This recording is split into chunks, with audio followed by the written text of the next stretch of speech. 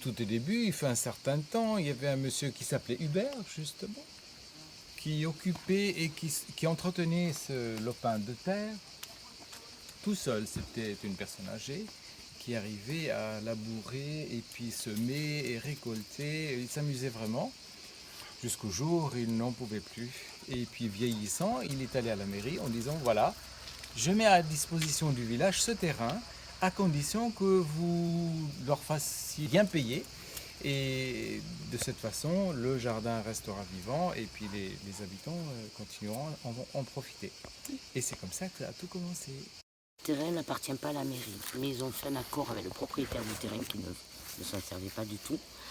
Et ils lui ont proposé de payer les taxes du terrain et en contrepartie de pouvoir avoir l'usage du terrain. Mon amie, elle est allée au mois de mai, mars, avril-mai, chercher des plants de tomates surtout, et puis des plants de courgettes, d'aubergines et du piment. Voilà. Et elle les a plantés parce que nous, on n'était pas encore arrivés. Le jardin est partagé, il est d'un seul tenant bien sûr, il est partagé en plusieurs parcelles. Et on a actuellement 6 personnes à l'exploiter. Donc chacun quand même s'occupe de sa parcelle avant de s'occuper de celle des voisins, quoi qu'on puisse arroser quand même tous les matins ou tous les soirs la parcelle du copain. Le fonctionnement, alors il faut d'abord réserver une parcelle à la mairie, payer une somme modique pour la participation de l'installation et des travaux, et puis ensuite en profiter à sa guise sur le terrain qui était imparti. Chacun a sa parcelle, il y a un point d'eau, il y a 36 000 tuyaux.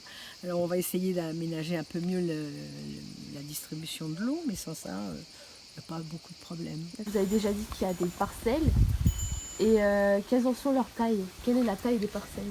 Alors la taille de la parcelle, ça doit faire 5 sur 5, oui à peu près 25 mètres carrés, 30 mètres carrés. Robert, lui, il a 2 parcelles parce qu'il a envie de cultiver beaucoup. Mais nous, ça va, hein, ça nous suffit.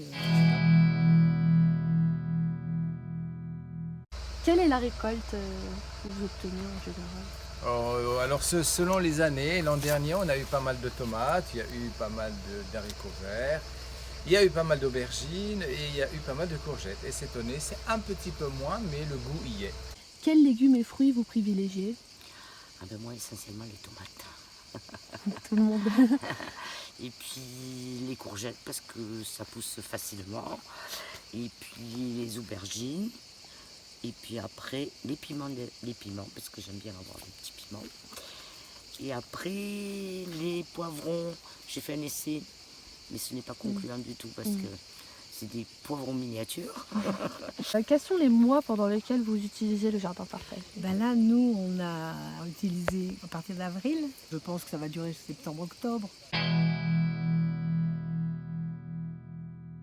Des difficultés, il n'y en a pas vraiment. Les avantages, c'est d'avoir des légumes frais, d'avoir à rencontrer ses voisins. C'est très convivial, ça se partage. Tu prends une courgette, tu me donnes une aubergine, tu récoltes les tomates. Et puis voilà. Et surtout qu'il faut venir tous les jours, quoi. Voilà. Alors, bon, on est 2, ça va, Ouais. ça va. On se rencontre souvent autour des tomates le matin, aux heures où il faut donc arroser, et le soir, après que le soleil soit calmé un peu.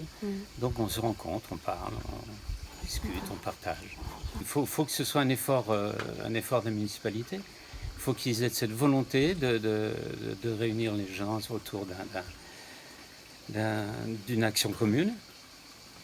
Et puis, c'est vraiment une volonté politique de réaliser ça.